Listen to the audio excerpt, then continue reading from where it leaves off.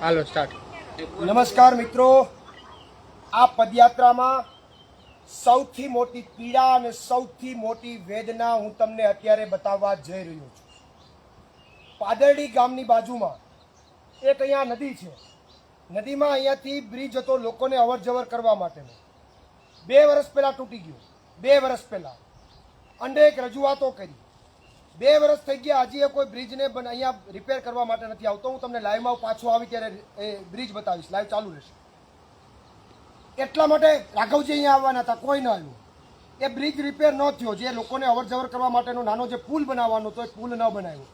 એટલા માટે અહીંના સ્થાનિક લોકોએ અવર જવર અહીંયાથી પહેલી બાજુ જવા માટે, અહીંયાથી જવા માટેનો કોઈ રસ્તો નથી. પહેલી બાજુ જવા માટે એની રીતે આવી એક વ્યવસ્થા કરી. બંને જાળવે એને આવા દોરડા બાંધ્યા અને આવા ટાયરથી એ પહેલી બાજુ જાય છે. જીવનું જોખમ કહેવાય. અહીંથી ત્યાં જવું, કદાચ કોઈ પડી જાય નદીમાં તો જીવનું જોખમ કહેવાય. છેલ્લા 2 વર્ષથી લોકો આ રીતે આ નદીને ઓળંગે છે. આ રીતે આમાં બેસી અને ત્યાં જાય છે. તંત્રનું પેટમાં પાણી હલતું નથી. મહિલાઓ અહીંથી આ રીતે બેસીને ત્યાં જાય છે. મહિલાઓ, તંત્રનું પેટમાં પાણી હલતું નથી. ભાજપના નેતાઓના પેટમાં પાણી હલતું નથી. આનાથી ખરાબ વ્યવસ્થા કોઈ ન હોઈ શકે.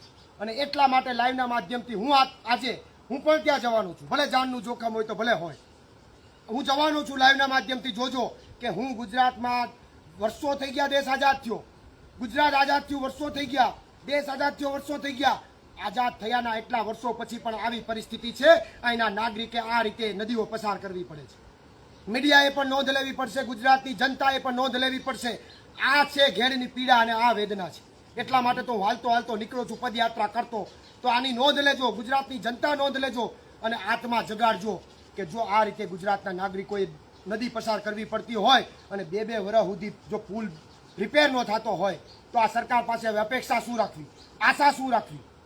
તમે જોડાયેલા રહેજો. હું ત્યાં જાઉં છું, ફરી પાછું આવીશ. હું તમને બ્રિજ પણ બતાવીશ.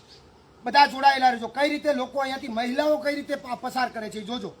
આ જોજો કેવી વ્યવસ્થા લોકોએ, સ્થાનિક લોકોએ કરી છે. તંત્ર તો કોઈ આવતું જ નથી. હાલો ભાઈ, હાલો તમે જાઓ. Best of luck, happy journey. Ashwin પગ નથી ને? નહીં એ ભાઈ.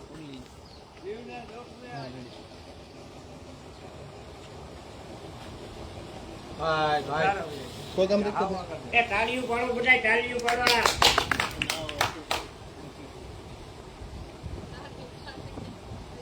રાત દોડી જશે. નહીં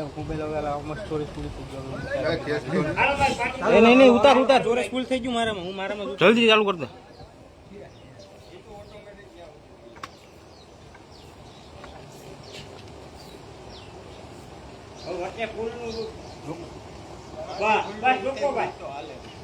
મિત્રો, આ પોઝિશન છે ઘેડની. આ પોઝિશન છે ઘેડના ખેડૂતોની વેદના. આ રીતે નદીના નદીની મધ્યમાં આ રીતે મહિલાઓએ નાના ખેડૂતોએ નદી પસાર કરવી પડે છે. નદી પસાર આ રીતે કરવી પડે છે. શરમ કરો ભાજપ વાળા, શરમ કરો અધિકારીઓ, ડૂબી મરો. જો એટલી પ્રાથમિક સુવિધા તમે ન આપી શકતા હોય ગુજરાતની જનતાને તો શરમ કરો, તમારે ડૂબી મરવું જોઈએ. થોડું આગળ રોકો. બસ.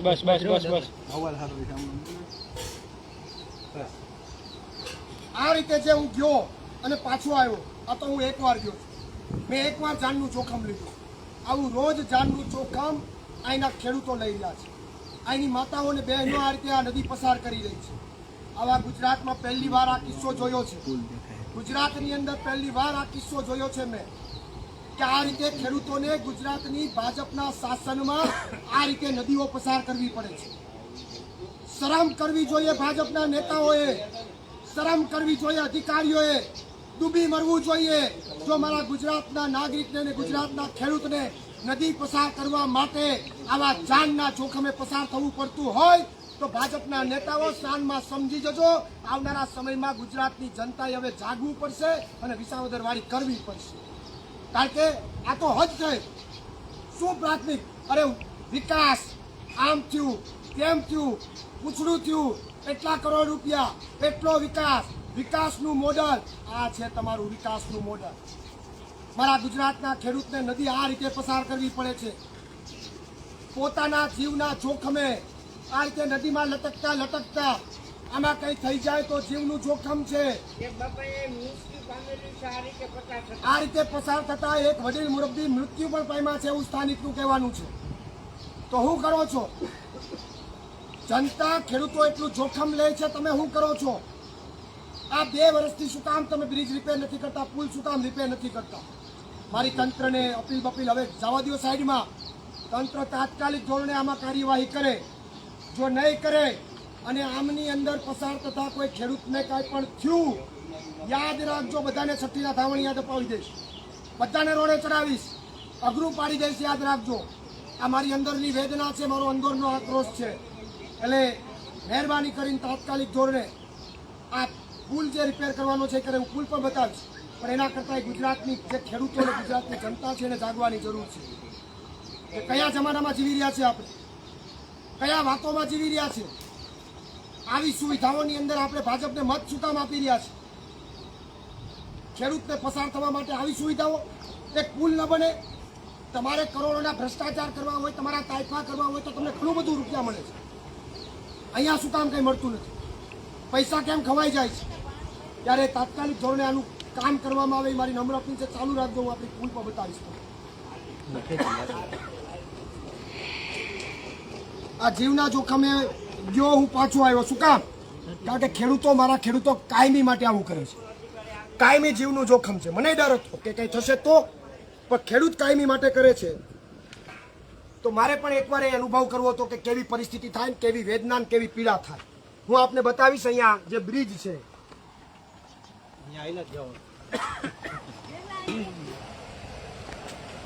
જોડાયેલા રહેજો, હું આપને બતાવીશ. વાંચી વાંચી જાવ, વાંચી ઉપરથી સારું.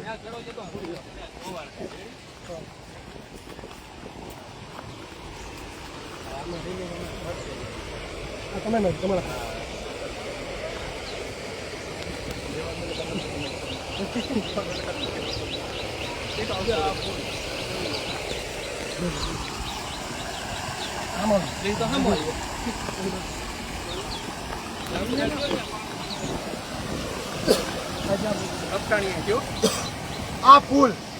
આ પુલ તૂટ્યો એને કેટલા વર્ષ થયા? 2 વર્ષ.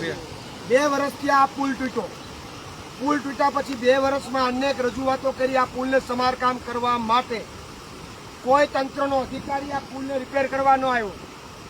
કોઈ ભાજપનો નેતા પુલને જોવા ન આવ્યો. રાઘવજી આવવાના હતા, જતા રહ્યા. આ પુલ રિપેર, ખાલી એટલો જ પુલ રિપેર કરવાનો. પુલ રિપેર કરવા માટે ભાજપ પાસે પૈસા નથી. અને એના કારણે હું જે ટાયરમાં બેસીને ગયો, ટાયરમાં બેસીને આવ્યો, એ રીતે ખેડૂતોએ, આ ખેડૂતની મહિલાઓએ એમાં બેસીને સામે કાંઠે જવું પડે છે. એમાં બેસીને પાછું અહીંયા આવવું પડે છે. એ ટાયર તૂટ્યું, એનો વાયર તૂટ્યો કે એમાં બાંધેલો કોઈ પણ નાળો છે એ તૂટ્યો તો સીધા નદીમાં ખાબકી જાય. અને નદીમાં ખાબકે તો જીવનું જોખમ છે. બધાને તરતા ન આવડતું, તરતા આવડતું તો પાણીનો પ્રવાહ હોય, તમને રહેવા ન દે. તો આ પરિસ્થિતિમાં મારા ઘેડના ખેડૂતો, મારા ઘેડના લોકો જીવી રહ્યા છે. આ ભાઈ અત્યારે આવી રહ્યા છે, જુઓ, અત્યારે એક પસાર કરી રહ્યા છે. જીવના જોખમે પસાર કરી રહ્યા છે. મીડિયાને વિનંતી છે કે આની નોંધ લે. આમાં એમનો પગ લપસે અથવા કાંઈ પણ થાય, હા, પગ લપસે અથવા કાંઈ પણ થાય તો એ માણસનું જીવનું જોખમ છે, છતાં ક્રોસ કરી રહ્યા છે. તો 2 વર્ષથી હું કામ આ તમે પુલ નથી બનાવતા? કારણ શું? 2 વર્ષથી આ પુલને ન બનાવવાનું કારણ શું? મને જવાબ આપો. અધિકારીઓ અને ભાજપના નેતાઓ જવાબ આપો. અને એના માટે હું એટલા જ કહું છું કે આ નથી બન્યું એટલા માટે જીવના જોખમે લોકોએ પસાર થવું પડે છે. એક વૃદ્ધ વ્યક્તિનું મૃત્યુ થયું છે. હવે પછી હું અહીંયા વિઝિટ કરીને જાઉં છું. હવે પછી આ ઘટનામાં અહીંયા જો આ પુલ ન બન્યો, અહીંયા પુલ તાત્કાલિક ધોરણે ન બન્યો અને અહીંયાના ખેડૂતોને કાંઈ પણ થયું, કે ટાયરમાં બેસીને જાય એમાં કાંઈ થયું અથવા આમાં કાંઈ થયું, તો યાદ રાખજો, તમને અઘરું પડશે. તમારી પાસેથી જવાબ લેવા હું ઓફિસે આવીશ અને તમને કોર્ટમાં ઢસડીને લઈ જશે. યાદ રાખજો, કારણ કે આ પ્રૂફ છે, આ લાઈવ છે. આ લાઈવ છે, લાઈવ તમને મૂકશે નહીં. તમને હું કોર્ટના દરવાજે ઢસડીને લઈ જઈશ અને તમારી નોકરી સસ્પેન્ડ થઈ જશો, યાદ રાખજો. એટલે આનું તાત્કાલિક ધોરણે કામ થાય એવી તમામને ચેતવણી આપું છું.